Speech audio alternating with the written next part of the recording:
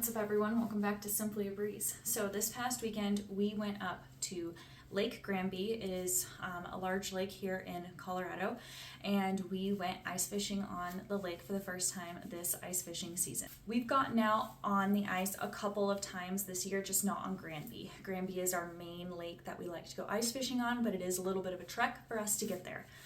Anyways, this weekend we caught 7 beautiful lake trout, and I posted on Instagram pictures of the fish and our view from the lake.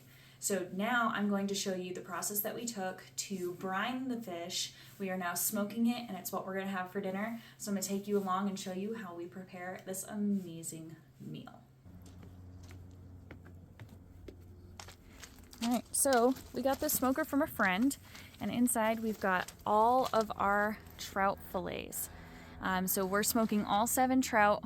We're gonna get way more trout throughout the season, so we're gonna smoke this batch, and then we'll see what we do with the next batch of fish we end up getting. So I'll show you what these look like. Once they come off, they've still got about another hour or so to cook. So this trout looked beautiful, and we're ready for them to be done so we can eat. And the brine that we used, we brined them overnight for about 24 hours.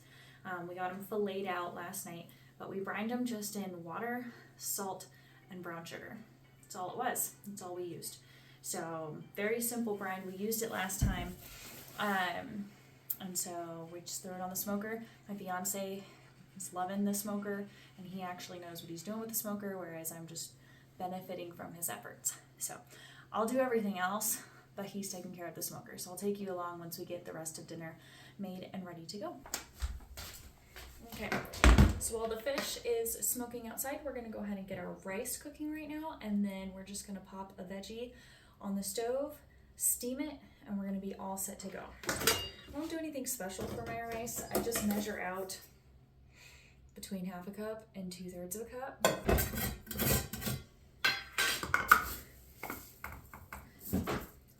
We don't need a full cup of rice. It's just 2 of us, and rice leftovers don't get eaten as quickly as we'd like them to. Boots, hey, stop it, please. So I just use about 1/2 scoop. And then general rule of thumb is you want about twice the amount of water as there is rice. I actually don't measure my water anymore, but that's about ballpark region. I can put it in the description box down below what it actually is, but that's about where I ballpark it, and our rice turns out just fine.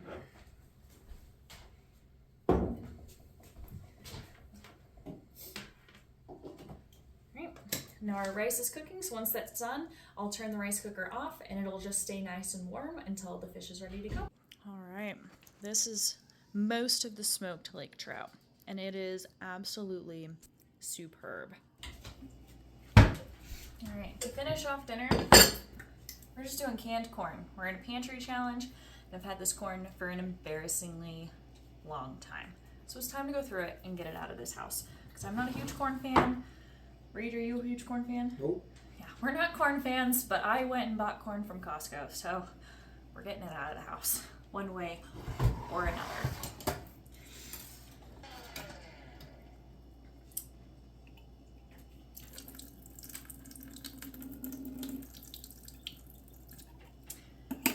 And we'll eat corn on the cob. It's just not our go-to vegetable.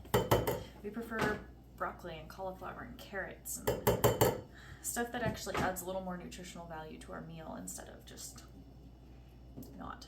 Our rice is almost done. My fiance is currently picking the bones out of the fish as we speak. I'm gonna get this in the microwave, and then dinner will be ready to go.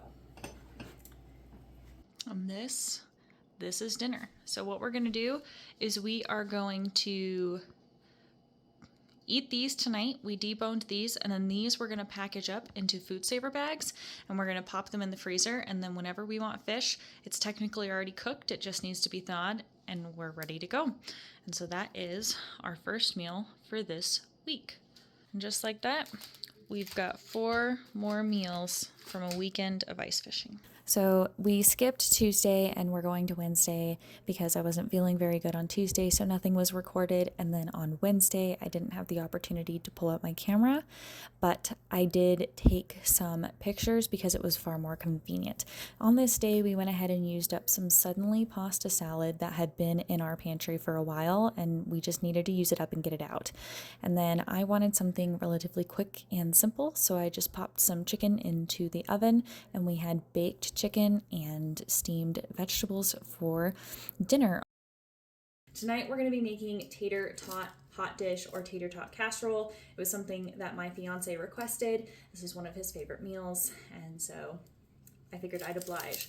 And it actually gives me an opportunity to use up some onions that are starting to go bad in our basement, and to actually go through cans of cream of mushroom. And I think I'm going to use this can of cream of celery because it's not something we use a whole lot, and we can get them out because now I know how to make cream of mushroom from scratch in my home.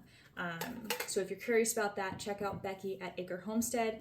I absolutely love her. I find her incredibly inspiring and motivational. So that is who I learned the cream of mushroom recipe from. Anyways, so all we're gonna do, we're gonna dice up this onion because I like to throw onion in my green bean, in my tater-tot casserole. We keep it pretty simple. My fiance doesn't like all the vegetables that people throw in there, but just so you know, throwing vegetables into your tater-tot casserole is an option, and then you have a one-pot dish. We're gonna get the skillet heating up, so we're gonna preheat our skillet, and then while the skillet is preheating, I'm gonna go ahead and get these onions diced up. And we're probably not going to use the whole onion, but that's okay because we'll use the other half of the onion later on. All right, so we are going to get the onion just nicely diced up.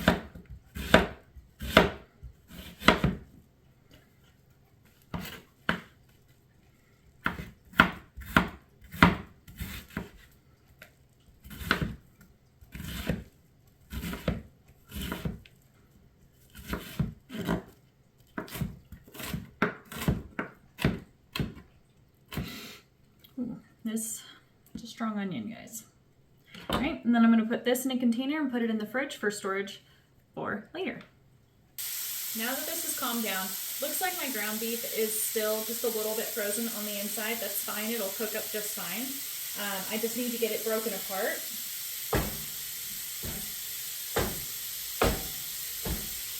There you go.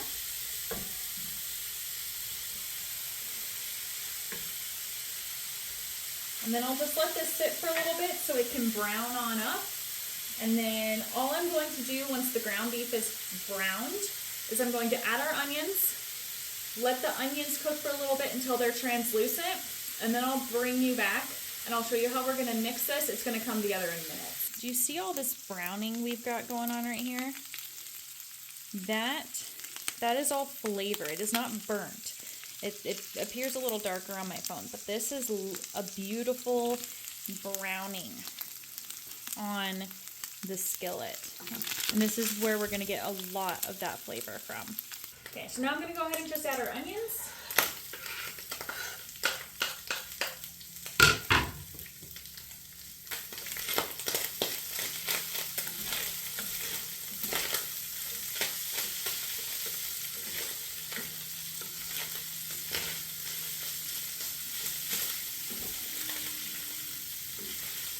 And the onions, as they cook, they're going to release moisture, and that's going to help any of the sticking that was happening on the bottom of this pan. It's going to help the pan release all of it, which is just going to increase the flavor profile of our dish. Okay, and then to season it, we're going to add probably the equivalent of 2 teaspoons of garlic powder.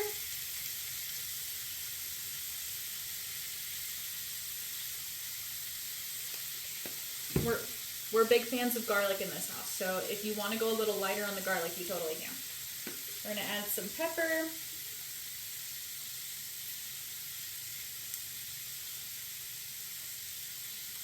And some salt.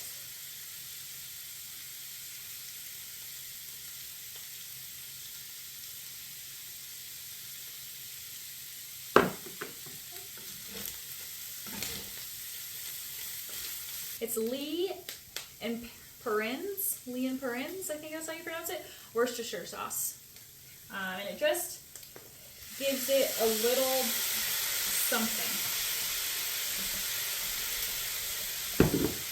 I wouldn't even say we gave it a full tablespoon because it comes out in such small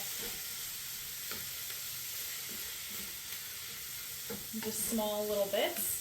So now we're just going to mix this up. And the onions are also going to continue to cook in the oven. And so now all I'm going to do is I have my oven safe dish here. I'm going to transfer the ground beef into here with the onions, and then we're going to add our cream of mushroom, and if it's necessary, cream of celery.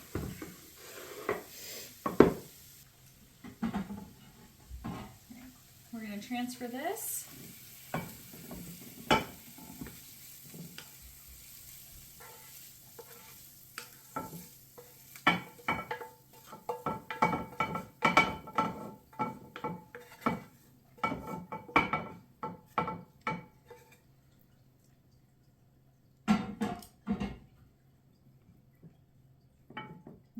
If I had been more thoughtful and given this a little bit more forethought, I probably would have made a double batch so I could cook one tonight and then put the other one in the freezer so we have a quick and ready meal whenever we need it. But that's okay. This is where we're at. I'm also going to give this a taste test real quick before we commit.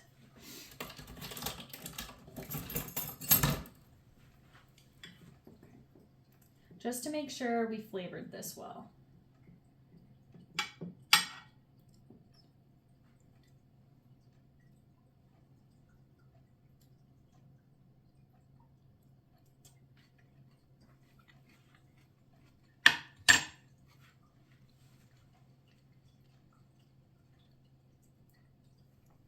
It needs just a little more salt, but you can tell we put some Worcestershire in there. It tastes amazing. Okay, now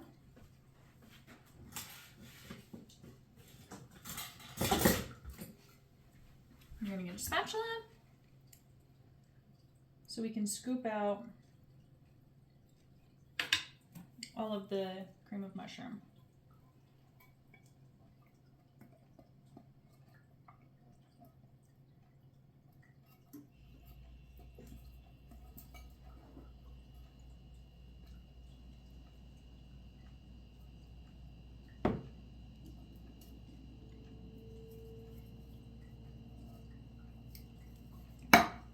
Give this a little bit of a stir and see if we need to add any more. This also might have been a little bit of a big dish for this, but that's okay. It'll still work out just fine. Sweet. I don't need to add, looks like we're not using the cream of celery today. I'll have to figure out what else to use it in. Okay, and then all I'm going to do is even it out. And then when I'm ready to put this in the oven to cook, I'm just going to put a layer of tater tots on it and then sprinkle cheddar cheese. To finish off this dish, I went ahead and I layered the tater tots on top of our already cooked meat and onions, and then I popped the whole dish into the oven for the tater tots to start to cook and crisp. I wanted a little bit of crispiness on my tater tots before I added the cheese because the cheese was going to cook relatively quickly and I didn't want the cheese to burn. I wanted the tater tots crispy and non-burnt cheese.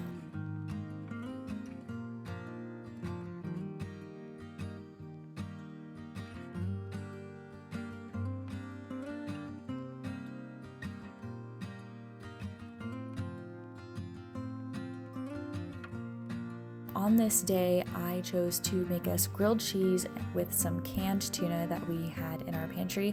This grilled cheese is made from homemade sourdough bread that I had made a little while ago. However, it wasn't the best turnout. I don't think my starter was fully active, and so my bread was just a little bit flat and a little more dense, and it kind of looked like a really thick pancake, if I'm being completely honest.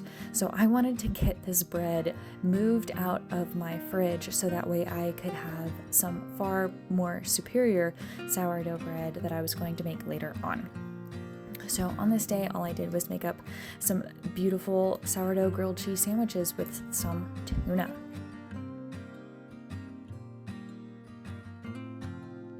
This pantry challenge is a little bit different for me this year. Last year I participated in the pantry challenge, but this year I didn't quite plan appropriately and we didn't have any eggs in the house. And so I allow myself for the pantry challenge to buy eggs and to buy coffee creamer for myself. But at the end of this month, it came to my attention that not only was I going to need eggs, but we were actually completely out of vegetables other than canned corn. And we're not huge corn people. I'm about to give my canned corn to some good friends, but we desperately needed vegetables. So for the month of February, my pantry challenge has those exceptions to them, and I'll be taking you along on Instagram, but probably not YouTube for the remainder of this pantry challenge.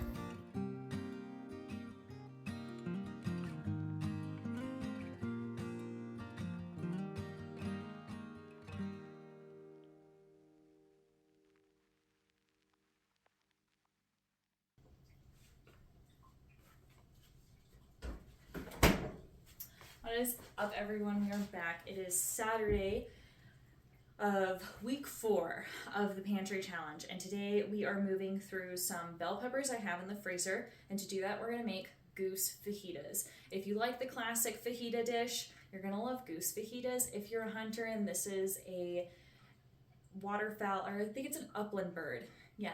If you enjoy this upland bird, if you are a waterfowl upland bird hunter, goose fajitas I highly recommend. It was something that I chose to do as something to add a little variety to what we were doing with our goose, and we weren't disappointed.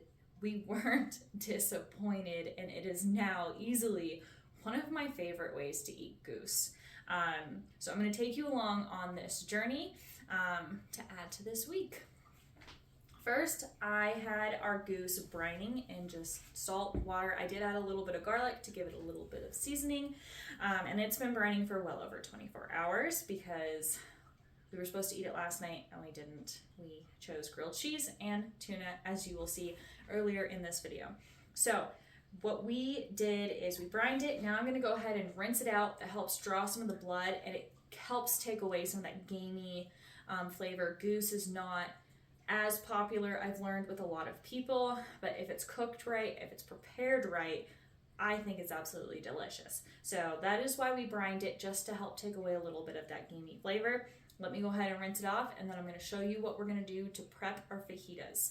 We're going to get them into a marinade first, and they have to marinate for about an hour or so. Okay, this recipe is not my own. This recipe is from Nevada Foodies. I will link them in the description box down below because I think it's just a fantastic recipe. I have another recipe for fajitas, and I think this one completely blows it out of the water. So first what we're going to do is we're going to go ahead and we're going to slice our goose. And it says to slice against the grain. So I think I did it this way. And the casualty of cooking wild game is there's a feather. So let's go ahead. We're just gonna throw, I'll walk you through all the spices we have here in just a minute. The bowl that I marinated the meat in, I washed it up. We're just gonna throw meat back in there. Let me make sure that this is against the grain. And I guess it could be, yeah, it looks against the grain. So I'm just gonna cut it up into strips and put it in this bowl so we can marinate.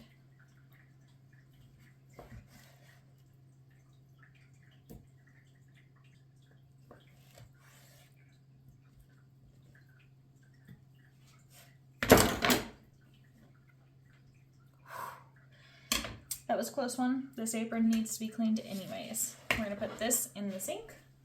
So to this bowl, we are going to add 2 tablespoons of olive oil. So I've got olive oil that I need to add. I'm just gonna drizzle until I feel like that's enough. So that's gonna be good. Then we're gonna add garlic powder. We're gonna add cumin. I may need to go get another one. This may not be enough. We are gonna add chili powder, and I have some Mexican chili powder that I need to use up as well. I've had this for quite some time. It's also a little hotter than my other chili, which is pretty nice. We enjoy a little spicier food. We're gonna need some salt. I'm just reusing this glass container. It's not vanilla beans. Oregano, and then I don't have ground coriander, but I have cilantro, and I kind of use them interchangeably because coriander is just the seed of the cilantro plant, and so that is what I do.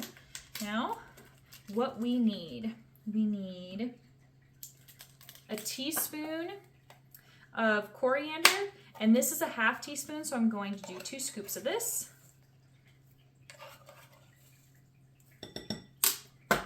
Okay, we need 1 teaspoon of garlic powder, so 2 scoops of this. I need half a teaspoon of oregano, so just 1 scoop. We like oregano, so I'm not worried if that was a little heavy-handed. We need half a teaspoon of salt.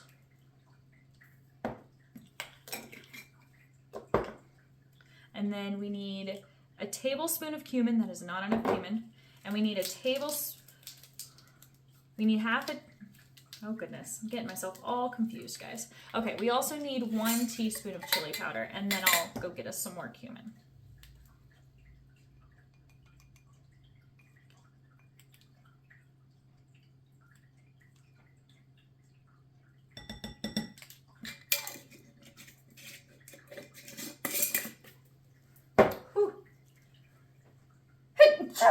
Oh, the spice. Oh my goodness, excuse me. Awesome. We have another thing of cumin. We'll just open that bad boy up.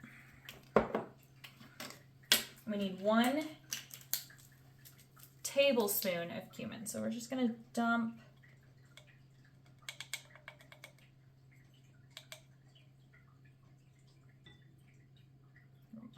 okay, and that's not that's fine. We can go a little heavy-handed on the cumin too.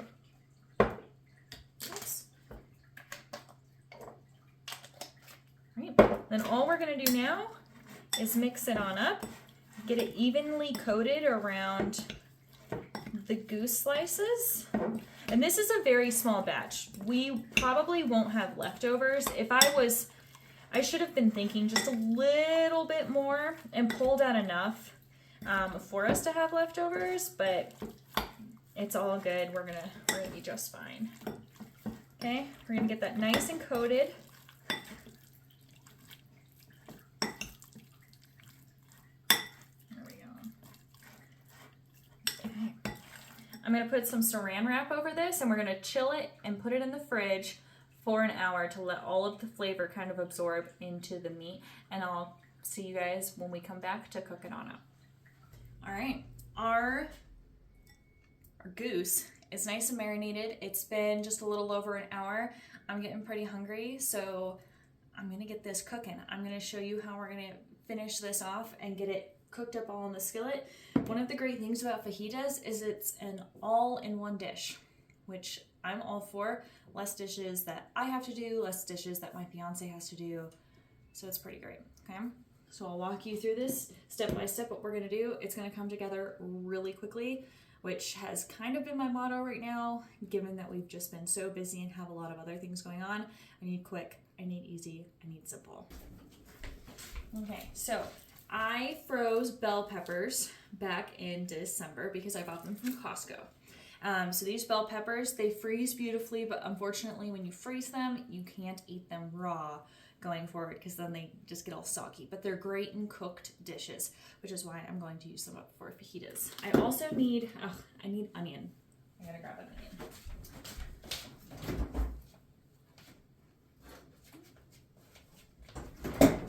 And then we've got this onion, which I opened up yesterday, or I cut up yesterday, so we're gonna get that used up and we'll be all good.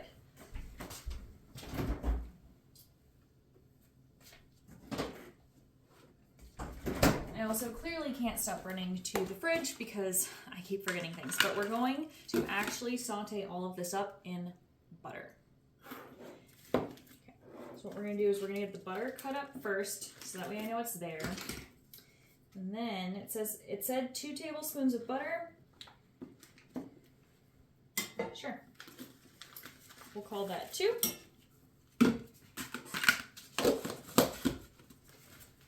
Here. We've got this knife, I cleaned it. And this is the cutting board we have, it looks like. So this is what I'm gonna do. I'll walk you through this. I'm gonna get it nice and diced, or sliced. We're gonna do it in slices, and there's a right way to do it. Just gonna go ahead and take the outer layer of this onion off. I'll put this in my compost bin. Actually, I need to make broth. I'm completely out of broth. Chicken broth or beef broth, all gone. So I'm actually going to, I have a bag in my freezer. I'm going to stick this in that bag in my freezer, and I'm gonna use my onion ends, my carrot peels, my celery ends.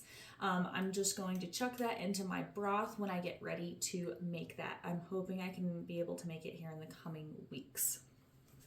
Fun fact about onions is I cut both ends of my onion off.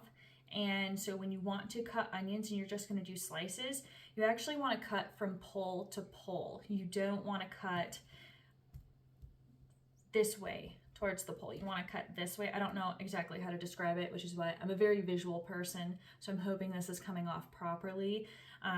But Becky at Acre Homestead said that this is the proper way to cut an onion if you're just doing slices and you're not dicing the whole thing. So fun fact, in case you didn't know, I didn't know until recently. We're just gonna go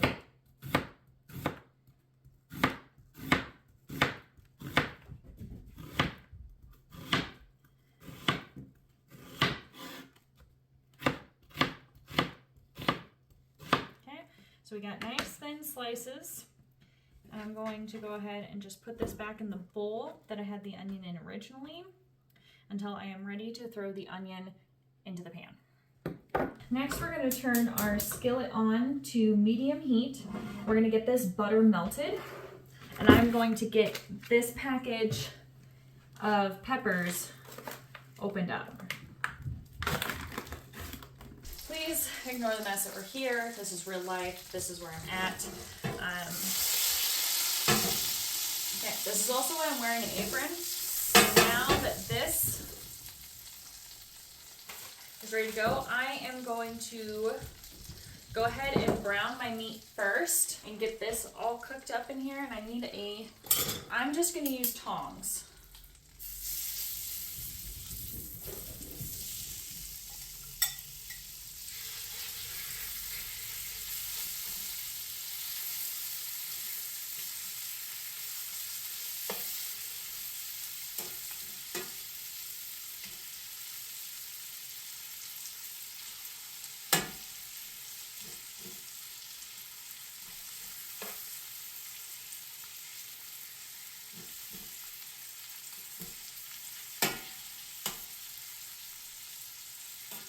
Okay, there we go. We're going to let that cook. We're going to put this in the sink. And I'm actually going to keep this cutting board because as the meat is done, I'm going to take it off so I can get these onions and peppers going in here, and then I'll mix everything together once I am done. And the reason I want to cook them separately is because I don't want to overcook this meat. I want this meat to stay nice and tender, but these peppers are going to need to cook and thaw out before they can go in with the meat. And if I just threw it all together, the meat would overcook while we waited for these to thaw and warm up.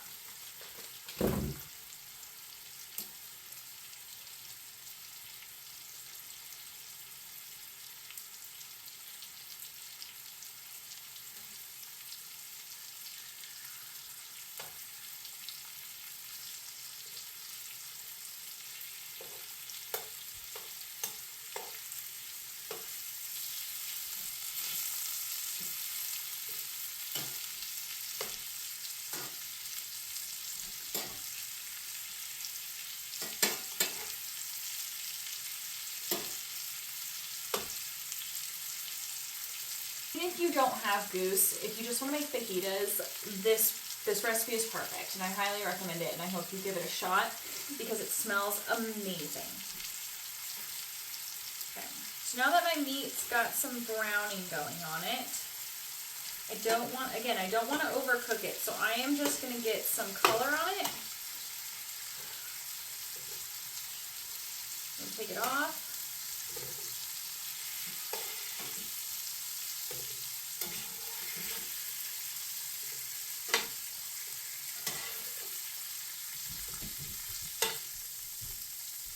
Boots, how you doing, buddy? There we go. And this is great because now I got some seasoning from this in the pan, and I'm just gonna throw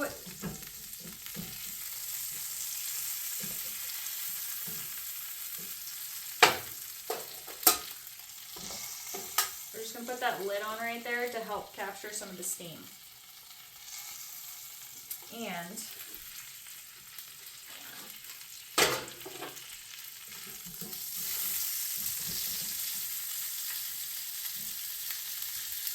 change of plans, everyone.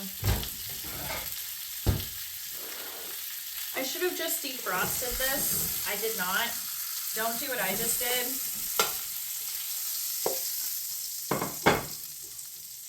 So we're going to turn this off real quick. I'm just going to stick this in the microwave on the defrost setting real quick, because those are just going to take forever. I did go ahead and slice some of these thinner so that way we get more out of it. Let's see. There we go. Now we're falling apart. That's what we wanted. I'm actually going to dump out some of this moisture anyways.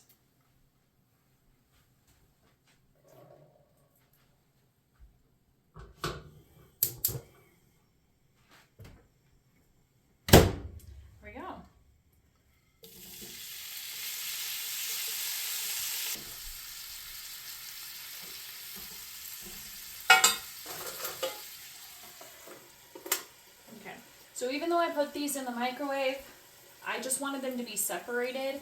And then this way, now that they're separated, we're going to steam them. We're going to get them to warm up. They're going to release their they're going to release their moisture. Once they've released their moisture, I'm going to go ahead and add the onions and add the meat back in. I feel pretty comfortable saying that these are now no longer frozen. I'm going to add our onion. I'm going to break the onion up.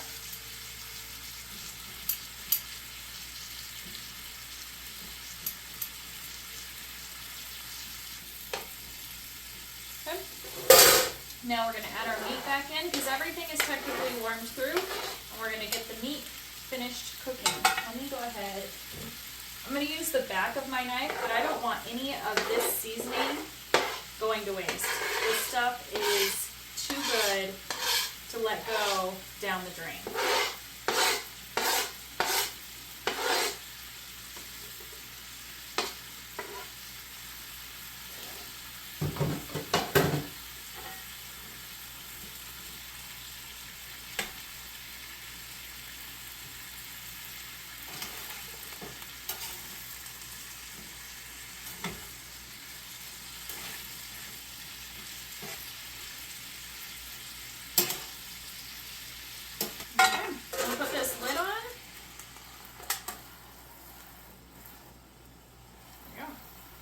And we'll just let that kind of steam. We'll capture all the heat.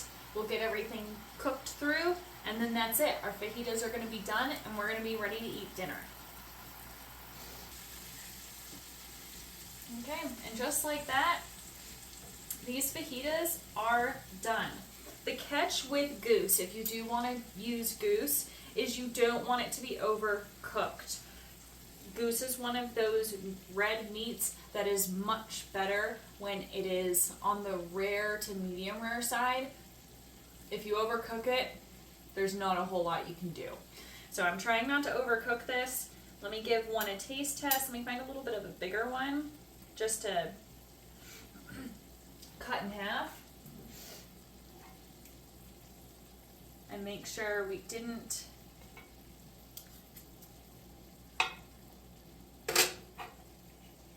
cook it.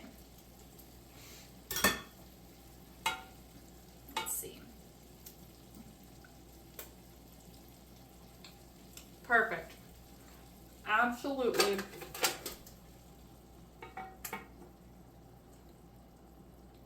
That's absolutely amazing. Again, even if you don't have goose on hand, 10 out of 10, use this recipe with beef. This recipe is delicious. I will link it down below for you to try. This is not my recipe, but I am so glad that I was able to find it.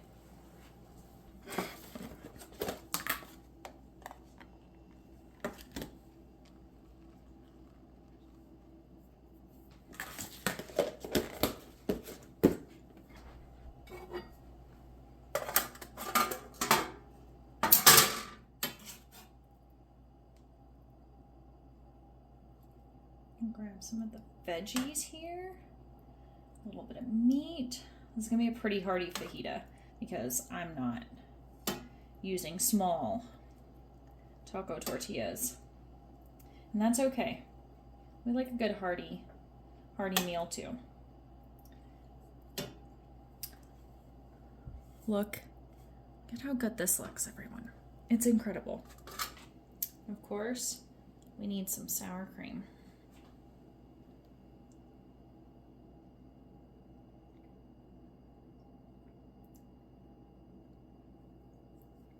And that's it. This is our incredible meal that I can say we foraged for ourselves.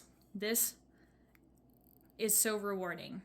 If you're a hunter, you understand what it is to cook and prepare a meal from something that you were able to hunt and honor and value and know that this animal is now nourishing you.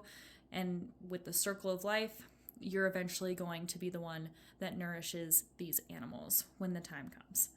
Well, friends, we finally made it to Sunday this week, and on this day I went ahead and used a pre-made marinated chicken. It was made with the sweet chili sauce that you get in the Asian aisle of the grocery store, and that is what I'm going to use as the protein source and the seasoning for our chicken stir fry on this day. This was a quick and easy meal. It was convenient. I didn't have to think about getting too super creative for this. And on this day, my fiance was watching the two football games that determined the Super Bowl. It was, I think, the NFC and the AFC championship, so I wasn't going to ask him to go upstairs while I recorded this video, so I'm just going to do a voiceover and you can enjoy just watching me prepare this meal and finishing off the Pantry challenge for January. So what I did is I went ahead and I grabbed my chicken breasts out of my food saver bag and I chopped it up into chunks for the stir fry. Once I got these chunks ahead and chopped up, I turned on a skillet and I threw in some avocado oil and got that heating up. Once the skillet was warmed, I went ahead and pan fried the chicken until it was cooked through and a little bit of browned on each piece of the chicken. Then all I did was go ahead and throw in some stir-fry vegetables that I had in my freezer, and those had been in my freezer for probably a year. Stir-fry isn't necessarily a meal I make a lot. It's not that we don't like stir-fry. We actually really enjoy stir-fry. It's just not a meal that I make often because I just don't normally think of it, but it is a delicious meal, and this sweet chili chicken marinade was a perfect way to use it up, was in chicken stir fry. So I went ahead, once I got the chicken browned, I went ahead and threw my frozen vegetables on, and my bag of vegetables wasn't enough. So then I went ahead and just grabbed some more vegetables that I had on hand, and I got it all cooking and steaming in the big skillet that I had. Once all of that was done, I made sure to get some rice cooking in my rice cooker, and dinner was prepped and ready to go in less than 30 minutes on this day.